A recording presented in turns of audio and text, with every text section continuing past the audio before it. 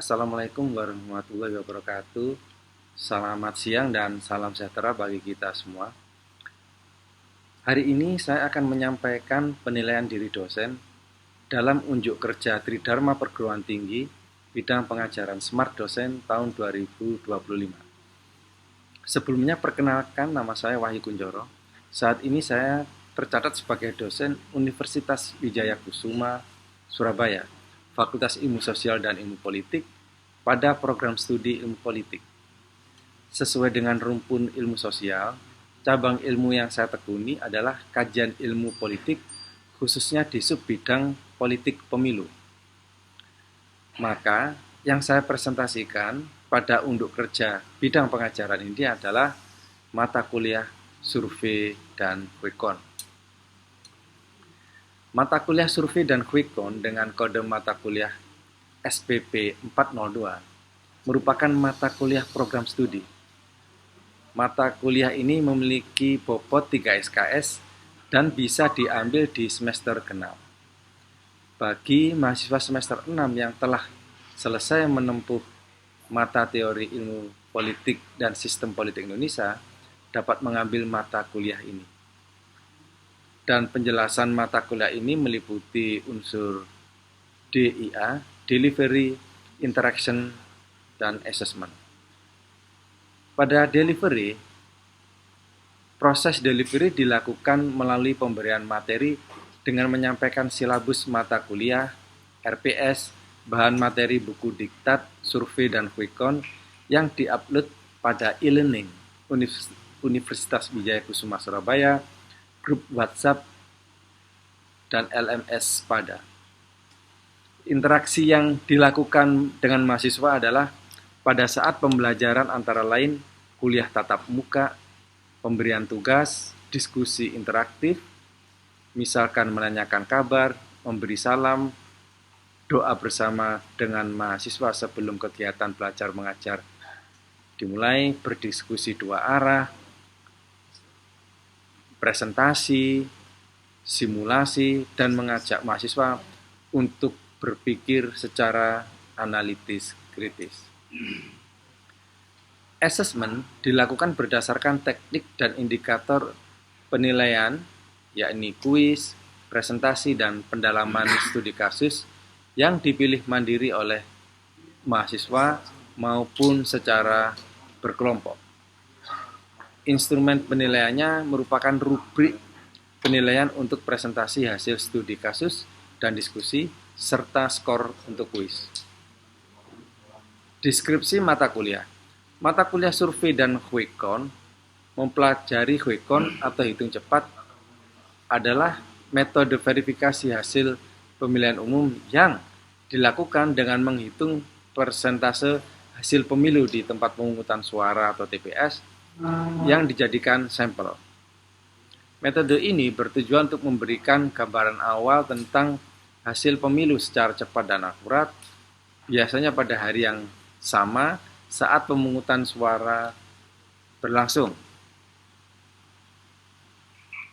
Makna dari quick count dalam konteks pemilu ini adalah 1. Memberikan indikasi awal hasil pemungutan suara. 2. Meningkatkan transparansi proses pemilu. 3. Mengurangi kemungkinan manipulasi hasil karena adanya pembanding dengan data resmi.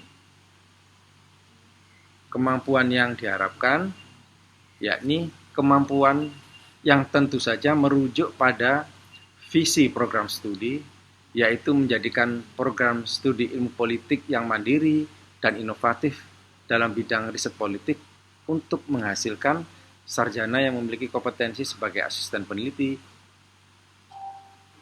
analis politik, pemberdaya masyarakat, dan maupun praktisi-praktisi politik dan pemerintahan. Sehingga yang diharapkan dari lulusan prodi ilmu politik adalah sebagai asisten peneliti, pemberdaya masyarakat, analis politik, dan praktisi.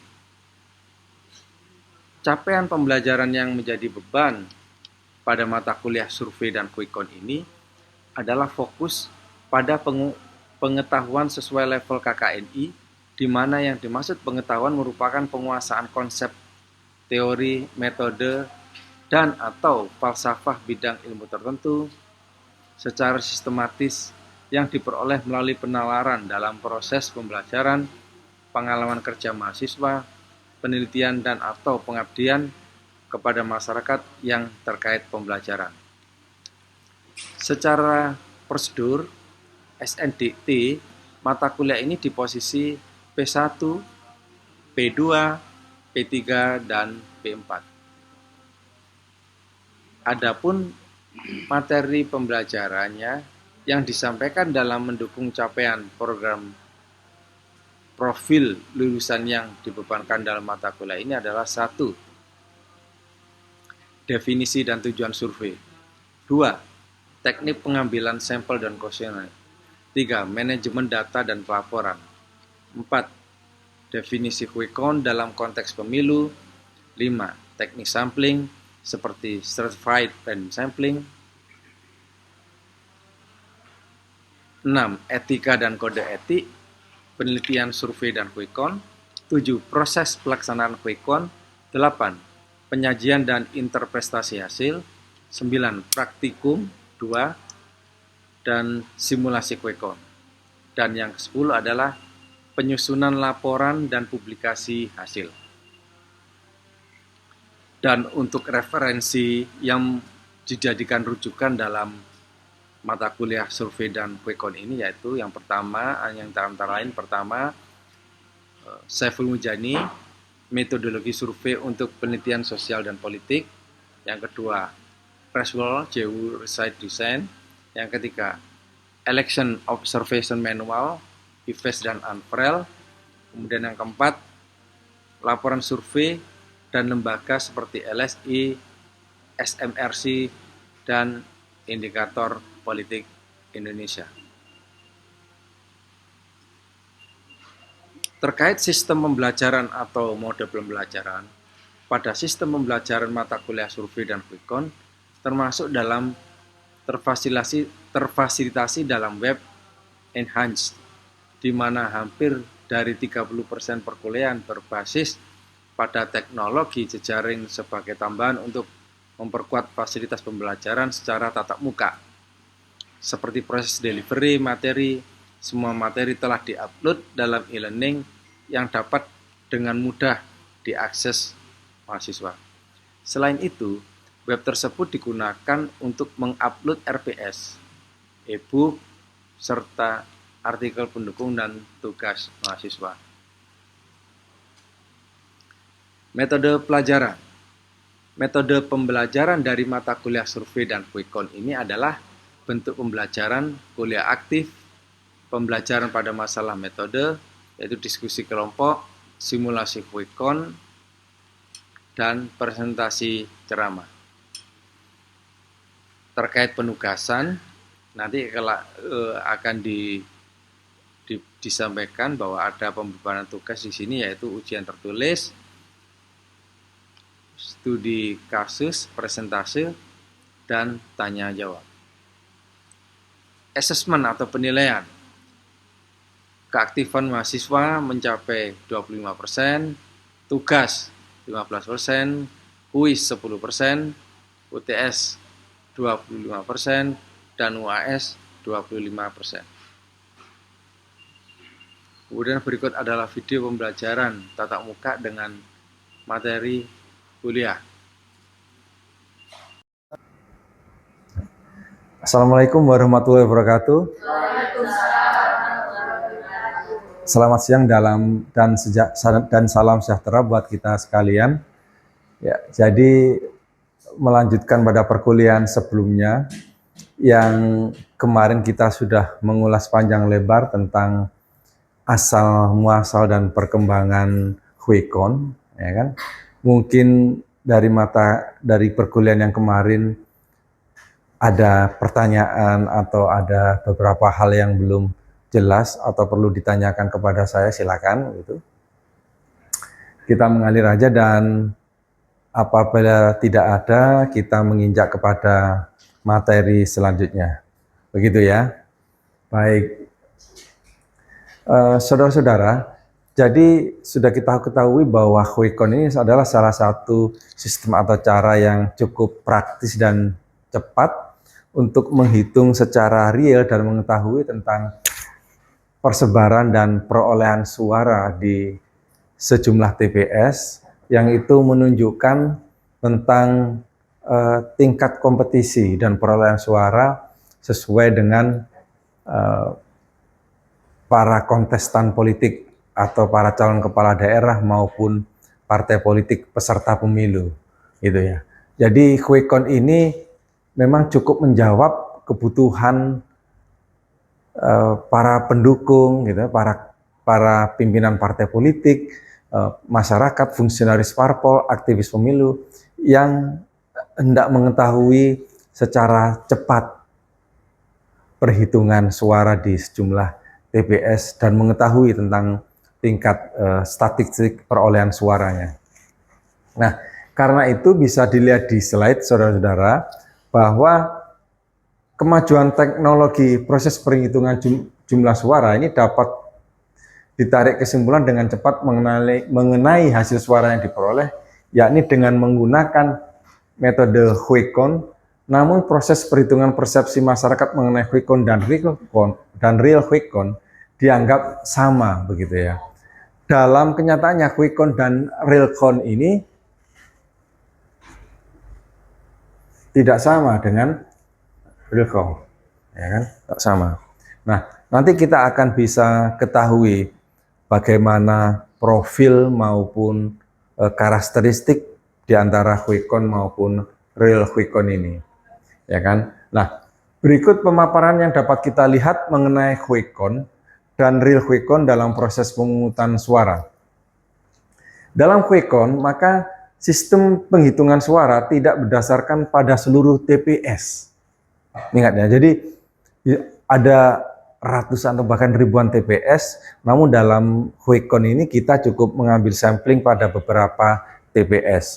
Tentu saja pada wilayah-wilayah yang suaranya relatif homogen, ya kan, tentu pengambilan sampel itu menjadi lebih sedikit.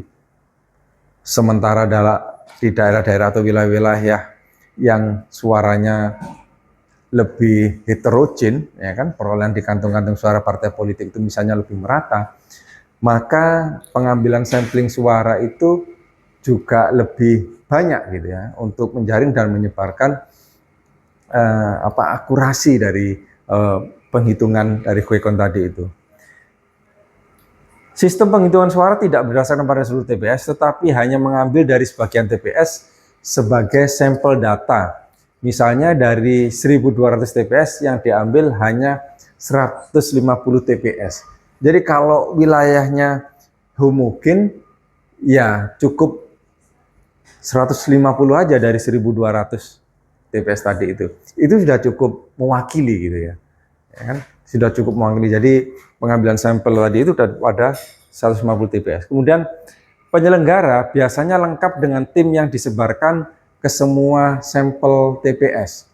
Jadi penyelenggara survei dan Quick Count ini, tim Quick Count ini, tim jajak pendapat ini telah membentuk secara tim, gitu ya, panitia atau petugas untuk pencatatan dan pendokumentasian survei Quick Count tadi itu, yang kemudian dikirimkan kepada tim media center, kemudian untuk diteruskan ke tim analisis data dan statistik.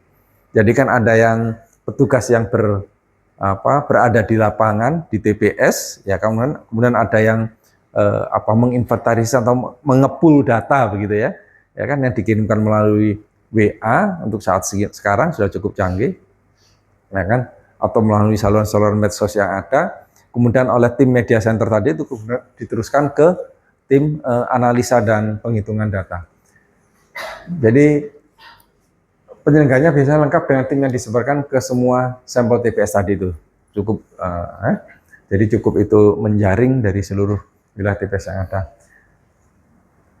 Quick Count ini harganya sangat mahal, berkisar ratusan juta sampai miliar rupiah. Karena sudah termasuk jasa honor untuk sumber daya atau personil yang mengawaki atau yang bertugas menyelenggarakan quick count gitu ya. Dan biasa perhitungan quick count tidak dilakukan di lokasi pilkada begitu ya, tidak di lokasi pilkada, namun ada tim data centernya, gitu, media center untuk melakukan penghitungan.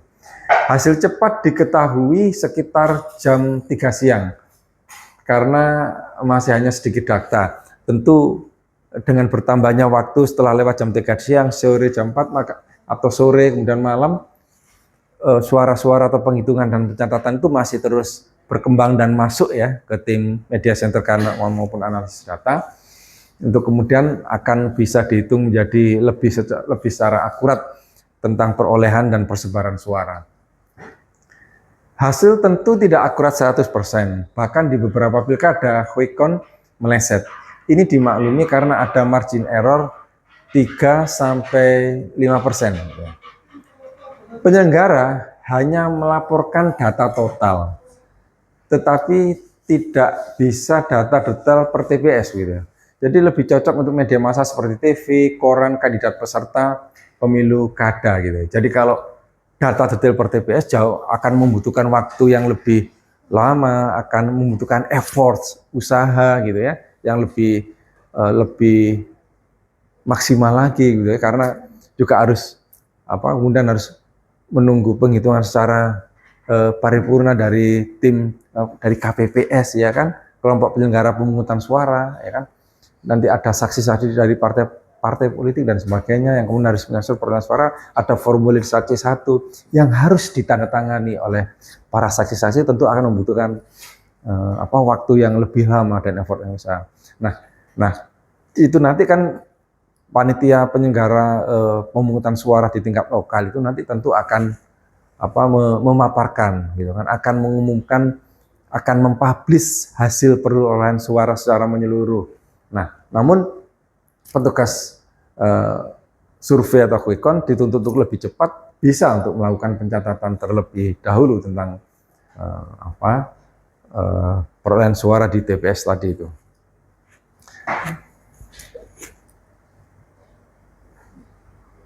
Saudara-saudara, ya kan? Sementara untuk real quick count, ya kan, ini sistem perhitungan suara berdasarkan pada seluruh TPS ya, yang di-spill. Jadi artinya ini suara benar-benar yang secara real berada di lapangan, yang berada di seluruh cakupan TPS yang ada. Jadi sistem perhitungan suara berdasarkan pada seluruh TPS ini datanya 100% dari semua TPS, bukan sampel, ya kan? Nah, penyelenggara real quick count hanya menyediakan software ya, dan tim untuk media center kandidat. Sedangkan tim untuk pengiriman data dikirim oleh saksi kandidat atau saksi yang ada. Ya, jadi kalau dalam real quick count itu para kandidat calon kepala daerah misalnya atau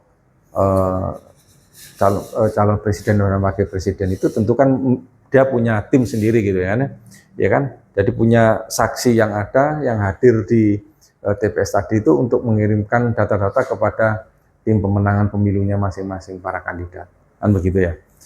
Harga jauh lebih murah karena penyelenggara tidak perlu menyiapkan dan membayar relawan di TPS. Ya gunakan aja saksi itu kan. Saksi merangkap sebagai relawan gitu kan. Merangkap sebagai katakanlah tim jajak pendapat atau survei gitu ya. Hasil 100% biasanya selesai pada malam hari. Ini karena tidak semua saksi bisa kirim WA atau SMS. Ada yang telepon atau masalah sinyal HP di desa-desa, sinyalnya kemudian mendrip gitu ya, putus nyambung karena problem jaringan sinyal maupun bandwidth yang tidak seberapa kuat bila penyelenggaraan pencatatan dan pendokumentasian suara itu ada di daerah-daerah atau pelosok-pelosok misalnya yang jauh dari akses sinyal, jauh dari akses sarana-sarana penguat sinyal atau gelombang elektromagnetik yang semuanya itu jelas diperlukan ya untuk mendukung penyelenggaraan teknologi quick count agar bisa berjalan secara lancar. Ya. Namun jika sinyal lancar, real quick count rampung 3 sampai 4 jam udah rampung, ya kan. Hasil lebih akurat karena data dari semua TPS, ya kan, dari teman. Jadi semua tidak ada sampel, tapi semua TPS itulah yang dijadikan unit untuk penghitungan suara, untuk pencatatan dan penghitungan suara. Bisa dicetak data per TPS, per kelurahan dan per kecamatan. Ya kan masing-masing saksi itu kan juga harus perlu mendatangani surat suara, ya, harus perlu mendatangani perolehan suara di masing-masing TPS, dan itu kemudian bisa itu menunggu dulu penghasilan secara pencatatan dan penghitungan secara menyeluruh yang disaksikan oleh masyarakat, akademisi, bisa oleh LSM, oleh media gitu ya. Penghitungan dilakukan di media center kandidat, sehingga kandidat, tim sukses dan keluarga dapat memantau suara masuk secara real time, ya kan. Real quick count ini lebih cocok untuk calon-calon peserta pilkada atau KPU atau helpdesk pemerintah kabupaten atau kota, gubernur, atau bisa juga dari kepolisian.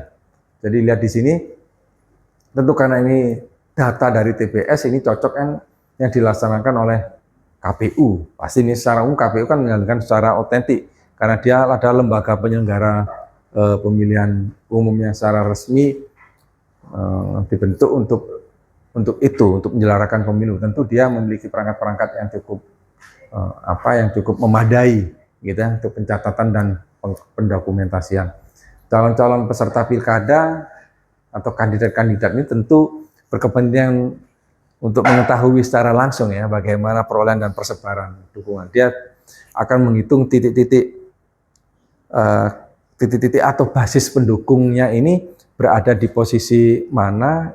Nah, dia itu akan melakukan proses pencatatan, analisis data gitu kan, analisis situasi problematis yang dihadapi seperti apa. Nah, ini para calon gubernur melakukan seperti itu.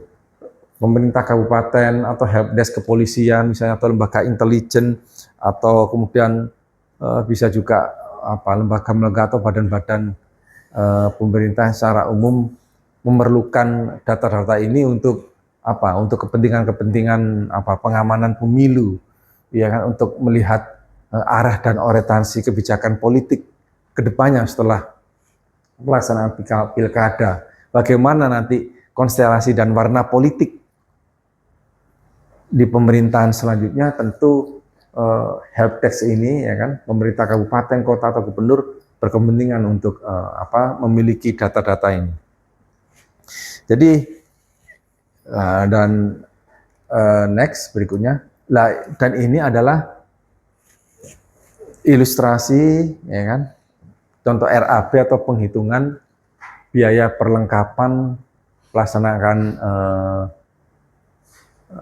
real quick count. Lihat di sini yang jauh lebih murah misalnya kan, untuk mobil PC notebook 5 unit begitu kan, ya kan. Untuk notebook itu katakanlah per unitnya seharga 5 juta. Jadi kalau ada 5 unit berarti total ada 25 juta. Modem gateway SMS center 5 unit 2.500.000 ini untuk modem gateway ini untuk menampung gitu kan, untuk mengepul, ya kan, mengumpulkan proses pengiriman WA maupun SMS dari para petugas atau dari para saksi atau dari tim para kandidat atau calon itu. Kemudian ada wireless modem 500.000, kemudian server notebook 1 unit, LCD proyektor lain, LCD proyektor untuk mempresentasikan atau memaparkan hasil analisis tim gitu kan, masing-masing terhadap pengisian suara tadi itu. Kemudian screen layar, ada perancangan web dan pembuatan aplikasi real quick count tadi itu untuk memudahkan analisis data yang dibuat. Nah, berikut ini adalah pertimbangan mengapa memilih real quick count, ya kan. Proses penghitungan suara cepat dan akurat dengan komputerisasi atau digitalisasi pada saat pelaksanaan. Jelasan ini cukup praktis juga ya. kan? Dukungan komputerisasi atau digitalisasi penghitungan suara ini akan memudahkan proses transmisi data dan penghitungan. Yang kedua, proses penginputan suara atau di server atau pusat pengolahan data langsung dari TPS melalui SMS atau WA dan diproses oleh server secara real time, gitu ya. Sehingga menit per menit rekapitulasi perolehan suara dapat diketahui dan maksimal 5 jam rekapitulasi seluruh TPS diselesaikan. Real Quick Count pada poin nomor 3 itu menggunakan software khusus untuk perhitungan suara yang secara real atau detail dan bukan menggunakan metode statistik gitu ya kan. Jadi ada software khusus untuk perhitungan suara secara real. Jadi kalau metode statistik ini lebih terarah kepada Quick Count ya, karena angka-angka statistik dari pergerakan suara di masing-masing basis pendukung di TPS itu akan bisa dilihat itu ya kan, kalau menggunakan statistik tadi itu. Kalau ini memang harus real gitu. Operator Real Quick Count merupakan SDM yang berpengalaman dan independen. Nah, ini ya. Jadi kalau namanya real dia ini harus independen ya, tidak punya kepentingan. Kalau dari KPU misalnya, pengalaman kami begitu, karena Real Quick Count maka ya sebagai seorang anggota KPU atau misalnya anggota tim independen pemantau pemilu gitu ya. Ya dia harus independen gitu, bebas dari penetrasi maupun intervensi politik ya. Karena kita tahu angka-angka itu bukan sekedar angka gitu. Angka-angka itu memiliki magnet aksioma-aksioma atau rumus-rumus politik gitu, dan pengaruhnya sangat besar gitu ya. Jadi agar tidak sampai terjadi yang namanya misalnya manipulasi suara begitu ya, sehingga angka-angka yang itu ternyata angka-angka yang tidak real ya kan, itu dihindari. Real Quick Count dapat dikontrol secara langsung melalui proses pengisian suara dari awal sampai dengan akhir melalui layar lebar atau screen LCD dan dapat diakses melalui WA atau SMS.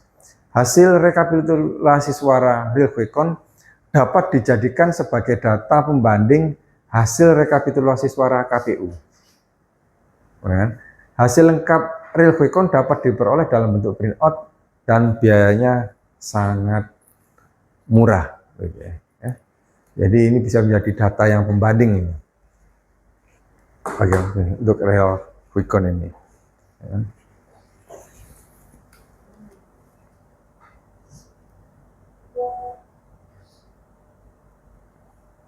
Baik,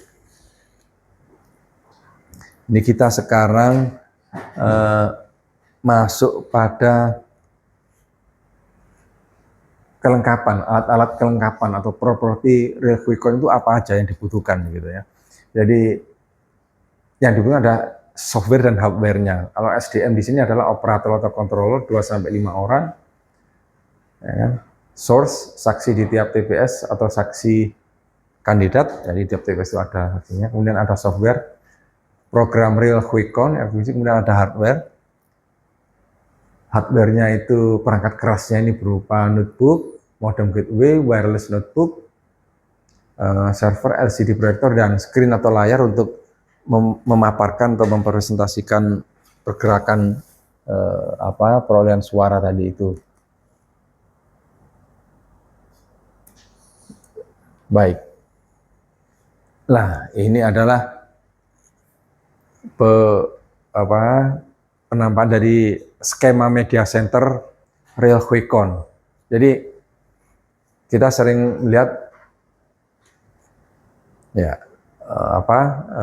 seperti itu ya, melihat hasilnya di tayangan televisi, namun kita lihat bahwa cukup kompleks sebenarnya pelaksanaannya. Ya, ini bisa dilihat di sini, ya kan, ada screen, ada SMS gateway, ada access point yang satu sama lain terintegrasi, terlink, terkoneksi masing-masing. Kemudian dari rekap suara tadi itu, ya kan, dari SMS total suara yang disampaikan dari WA maupun dari SMS yang kemudian terkirim ke SMS gateway, kemudian oleh SMS gateway tadi itu bisa ditransmisikan melalui access point yang terpapar di operator 1, 2, dan 3 secara komputer dan digitalisasi.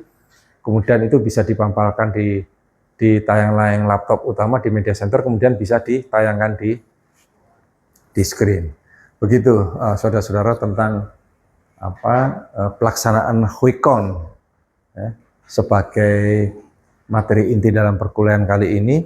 Silakan sebelum perkuliahan ini nanti menjelang berakhir, kiranya ada penajaman atau pertanyaan dari antara kalian semua. Silakan ya. Saya mau bertanya, Bapak, apa ada dampak dari QuickCon ini untuk pemilu sendiri? Iya, pertanyaan cukup aktual ini. Yang kerap memang selalu menjadi titik krusial. QuickCon dengan dampak pemilu sendiri. Kita sering melihat bahwa QuickCon ini angka-angka ini cukup fantastis di satu sisi, tapi juga cukup anomali dan maupun realistis ya. Bagi para kandidat yang di atas angin, tentu ini menjadi sebuah kepercayaan diri gitu ya. Yang perolehan suaranya cukup banyak tentu akan menjadi peluang diri. Sudah bisa bernapas lega gitu ya. Nah, beda dari para kandidat-kandidat yang perolehan suaranya ini anjlok, ya kan, di luar ekspektasi, di luar harapan, ya kan, tentu dia akan bisa menjadi agak semacam menjadi down gitu ya. Nah, QuickCon ini tentu untuk saat sekarang ini menjadi semacam instrumen untuk melihat penghitungan dan pencatatan suara yang mengajak masyarakat untuk berpikir secara logis gitu ya kan, secara logis dan secara matematis gitu. Nah, jadi tentu akan mengundang perdebatan di kalangan masyarakat bawah ya, kalangan masyarakat pendukung tertentu yang masih secara tradisional mengandalkan tingkat karismatiknya seorang calon kepala daerah. Ini dampaknya seperti itu. Tentu ini bila QuickCon ini hasilnya ini mendekati atau hampir mirip dengan perolehan suara resmi, maka reputasi dari penyelenggara QuickCon itu akan naik, akan melambung. Lembaga cacat pendapat itu sendiri. Ya, masyarakat tentu polemik akan muncul. Misalnya mengapa QuickCon itu sepertinya hasilnya kok lebih mendahului ketimbang hasil perolehan secara resmi. Ya kan? Itu polemik secara hukum. Pertanyaan kedua, silakan. Ya, izin Pak mau bertanya. Ya. Sebenarnya sekarang ini kan kita sedang memasuki era 5.0 yang menganut teknologi, Bapak. Iya. Dan juga saya ini juga salah satu aktor yang pernah mengisi menjadi inputer QuickCon pada waktu itu kemarin. Lantas menurut Bapak sendiri, apakah QuickCon ini masih dikatakan relevan ketika kita membicarakan terkait dengan pemberdayaan teknologi yang sudah sangat canggih, apalagi ditambah dengan AI per hari ini dan lain sebagainya. Mungkin dari jenengan berikut Bapak. Iya, cukup kritis itu pertanyaan saudara. Jadi QuickCon ini adalah instrumen politik yang standar berlaku di negara-negara demokratis yang maju dan modern, baik di Amerika maupun di Eropa, begitu ya. Jadi masyarakat tidak perlu menunggu berlama-lama, gitu ya. Jadi pemilu itu kan kalau di negara-negara yang modern itu hal yang biasa, gitu ya.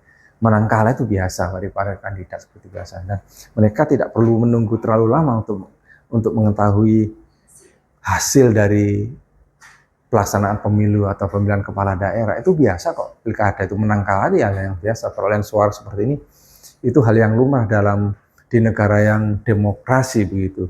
Nah mengenai kemudian masih relevan sampai sekarang masih cukup banyak yang menggunakan metodologi QuickCon ini di negara-negara yang sudah cukup maju, negara-negara yang cukup demokratis, dan Indonesia ini kan sebagai salah satu negara yang cukup demokratis, maka juga menggunakan ini sebagai sarana instrumen untuk mengetahui dan perolehan suara tadi itu. Jadi ini juga bagian dari tingkat transparansi pemilu, juga demokrasi dan kompetitif pemilu gitu. Jadi di sini kita bisa melihat masih cukup relevan sehingga masyarakat modern masih menggunakan ini. Nah, beda misalnya kalau di masyarakat di Amerika yang sudah menggunakan teknologi e-voting gitu, electronic voting gitu ya. Jadi menggunakan sudah voting tidak menggunakan cara manual lagi, tapi sudah menggunakan cara-cara yang digital. Quick Count juga masih cukup digunakan. Gitu. Ya kan? Justru nanti akan berjalan lebih cepat lagi dengan digital tadi itu. Nah, Indonesia tentu nanti ke depan sudah ada wacana-wacana berkembang, kita akan menggunakan e-voting gitu ya. Tidak lagi menggunakan kertas surat suara gitu kan. Nah, sekarang kan masyarakat untuk saat ini kan udah melek medsos, menggunakan QRIS dan sebagainya, barcode untuk pembayaran, itu kan sebenarnya udah memiliki piranti lunak yang cukup memadai sebagai infrastruktur untuk pelaksanaan e-voting, begitu ya. Yang ketiga, silakan. Sejauh ini apakah ada tantangan bagi survei dan Quickcon ini dalam perpolitikan di Indonesia? Ya, ya begitu.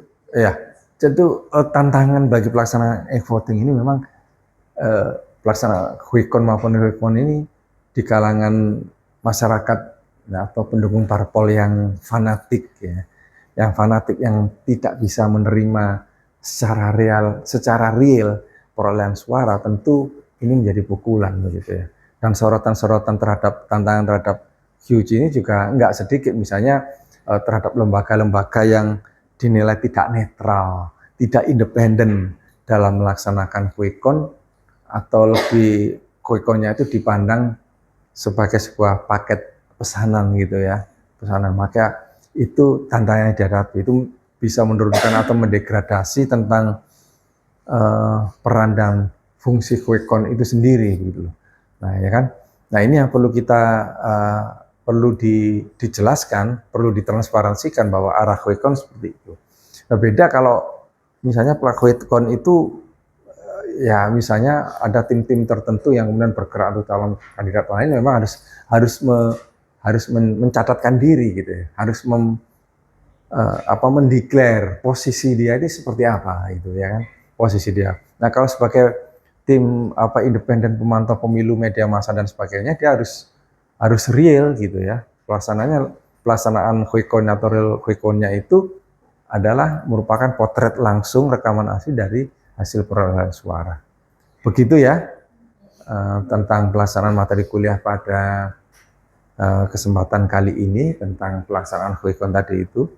Dan Anda silakan nanti menyusun resume ya kan, kemudian juga untuk persiapan bulan berikutnya Anda ada materi-materi khususnya nanti yang bisa kita diskusikan untuk mempertajam materi Quickcon ini, nanti bisa disampaikan berikutnya.